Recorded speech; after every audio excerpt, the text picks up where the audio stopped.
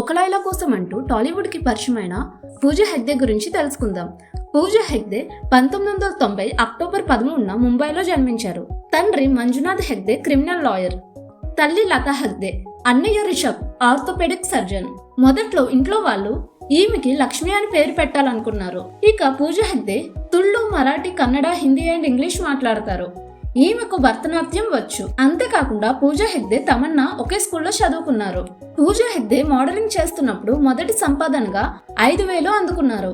అంతేకాకుండా miss India 2009లో participate చేయగా మొదటి రౌండ్ లోనే ఎలిమినేట్ అయ్యారు. అయితే మళ్ళీ ప్రయత్నించగా మిస్ యూనివర్స్ ఇండియా 2010లో సెకండ్ రన్నర్ అప్ గా నిలిచారు. సినిమాల్లోకి రాకముందు పూజా హెగ్డే ఒక స్కూటీ యాడ్ లో రణబీర్ కపూర్ తో కలిసి నటించారు.